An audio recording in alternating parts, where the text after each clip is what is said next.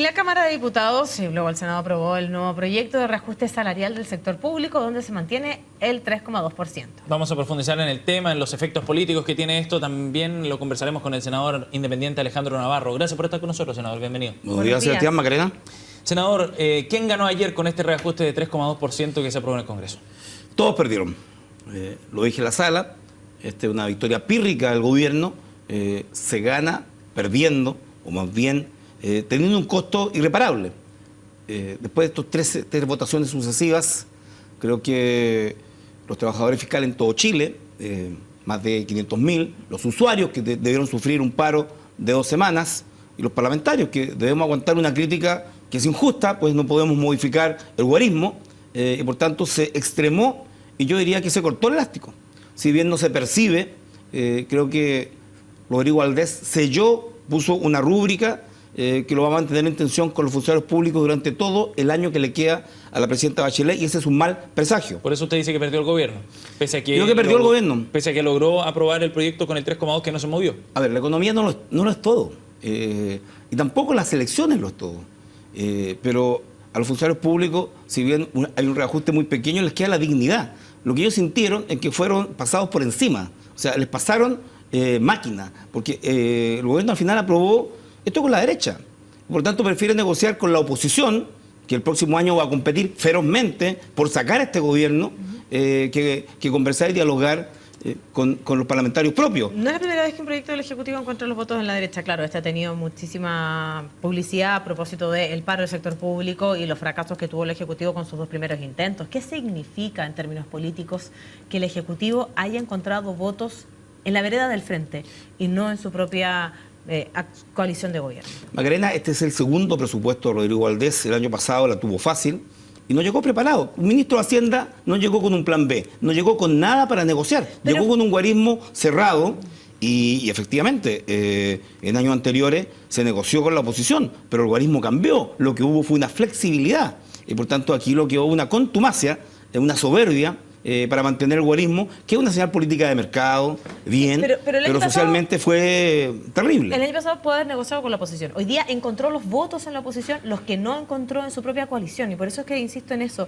desde el punto de vista político. ¿Qué significa? Porque todavía restan meses importantes también de gobierno, donde busca, me imagino, el Ejecutivo aprobar proyectos importantes. Yo veo un año muy complejo para la nueva mayoría. Un gobierno que dice que quiere terminar bien, un gobierno que tiene un 22% de aprobación y tiene un 75% de rechazo. Tiene que buscar alianzas, aliados. Y lo que ha hecho, entrar en un conflicto con el Partido Comunista. Ayer el PC se abstuvo. Pero se aprobó el proyecto. Antes se había rechazado.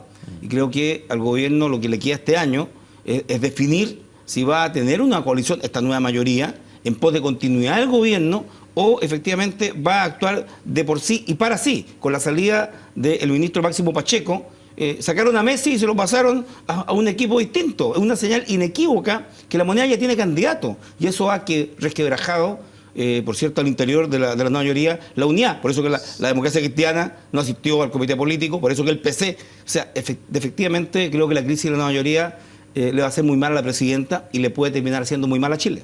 Senador, usted que está fuera ahora de la nueva mayoría, ¿cómo ve lo que está ocurriendo en la interna?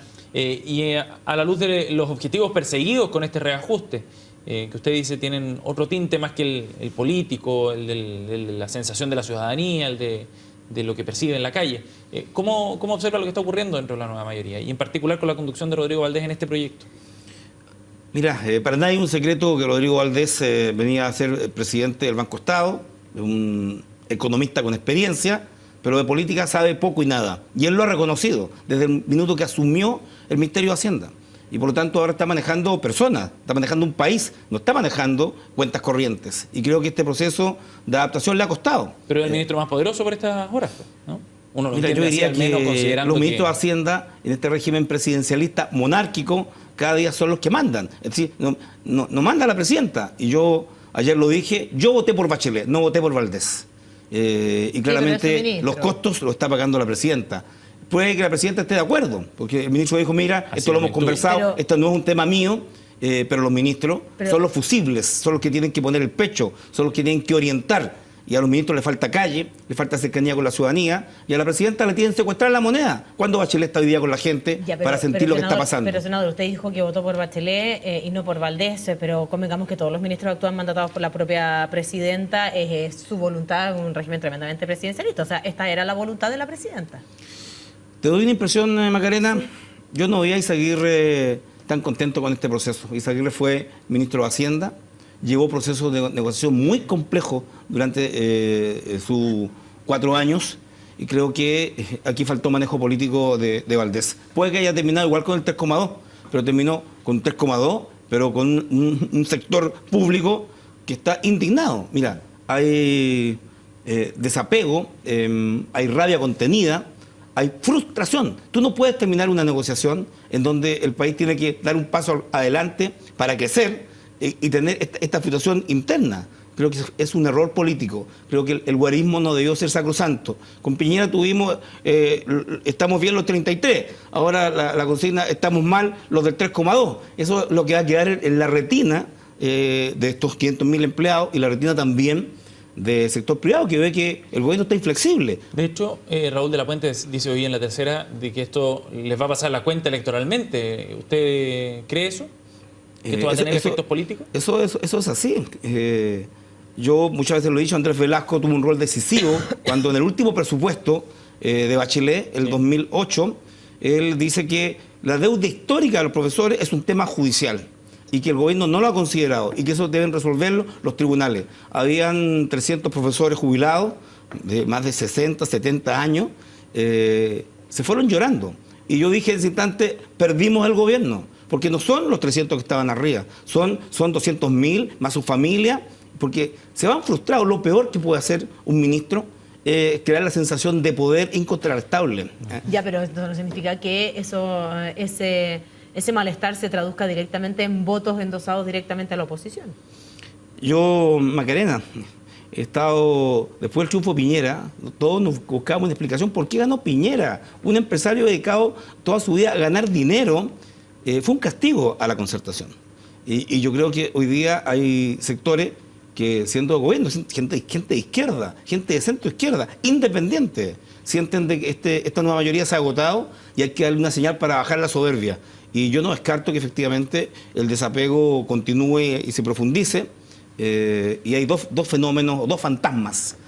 Uno, el populismo, y otro, el ausentismo electoral. Es decir, la gente no va a ir a votar y puede que tengamos un fenómeno de populismo que es propio de estos descontentos generalizados donde no se visualiza opción. Ahora, senador, los argumentos centrales que entregó Rodrigo Valdés era que sencillamente no había plata. Ese fue el argumento principal para justificar el 3,2 y para no mover ni una coma, ni una décima de ese número. ¿Ese argumento no es válido? ¿No es razonable considerando los momentos que está viviendo la economía chilena? Sebastián, Valdés además agregó que habían 32 leyes hacia el sector público, muchas de ellas incentivos al retiro, de mejoramiento de remuneraciones. Pero yo quiero recordar que todos los incentivos al retiro, que han sido los más caros, son beneficios directos a la AFP. Es decir, lo que el Estado está haciendo cuando hace leyes de incentivo al retiro en los ministerios o los diversos servicios, está subsidiando a las AFP, que debieron haber tenido, por cierto, una tasa de reemplazo mucho más alta para esos funcionarios públicos, que los obligaron, pistola en pecho, a cambiarse del sistema antiguo a las AFP. Y por lo tanto lo que hay es un subsidio indirecto. ¿Y hasta cuándo le seguimos poniendo subsidio a la AFP, mejorando la condición de los trabajadores públicos en su jubilación, cuando el sistema prometió y no cumplió? Ahora, el ministro dice no hay plata. Bueno, yo espero que personajes como el expresidente Piñera traigan su plata de vuelta a los paraísos fiscales y tributen en Chile. No puede un presidente de Chile tener plata en paraísos fiscales. No puede un presidente de Chile evadir impuestos llevando su dinero fuera del país. Y he presentado un proyecto de ley que establece que ningún funcionario público, presidente de la República, senador, diputado, contralor, fiscal, presidente de la Corte Suprema, puedan tener su dinero, su fortuna en paraísos fiscales y ejercer la autoridad. Entonces, hay plata. Mira, Janet Vega informó hace un año de que 90.000 millones de FONASA se le pagan a las mutuales por licencias que no son enfermedades comunes, son accidentes del trabajo.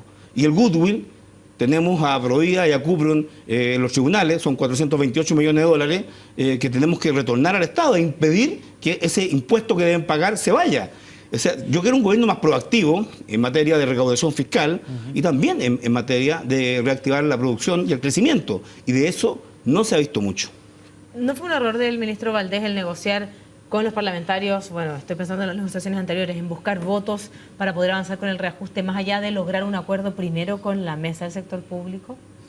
Eso es de capacidad y las personas son distintas, Macarena, tienen diversas habilidades. Yo creo que el ministro Valdés no tiene esa habilidad, tiene otras virtudes. Y por tanto llegó a negociar de la forma que hemos conocido. O sea, la negociación o se aprende o se es un negociador nato, algunos lo tienen, o tú aprendes a negociar, pero no puedes aprender en medio de la crisis, en medio del incendio. Ahí tienes que mandar a personas expertas y creo que ha sido la prueba de fuego para el ministro Valdés y no se va a olvidar nunca en su vida, porque lo ha pasado mal. Y yo creo que ha sido incorrecto que lo insulten. Ese no es el modo de resolver las controversias en democracia, pero la rabia persiste y a veces la frustración ciega y hay que tener un límite. Yo creo que el 3,2 se convirtió en un ícono, en un becerro de oro que había que venerar, porque nadie entendió por qué no podía ser el 3,5. Nadie entendió por qué no que se quebraba la mano, pues decir, ya, correcto, no es el 3,2, el 3,4, el 3,5, y los bonos los dejamos igual. Lo que hubo fue toda una acción destinada a dar una señal de mercado, no sé a quién, a los empresarios, que dicen que efectivamente Valdés es el mejor ministro de Hacienda y lo alaban. O sea, los únicos que han aplaudido la gestión de Valdés han sido los mayores empresarios de Chile y eso es un dato que el gobierno tiene que recoger. Bien, senador Navarro, le agradecemos muchísimo que haya venido esta mañana para analizar este tema que seguro va a ser el tema durante toda esta jornada. Pues. Muchas gracias. Gracias.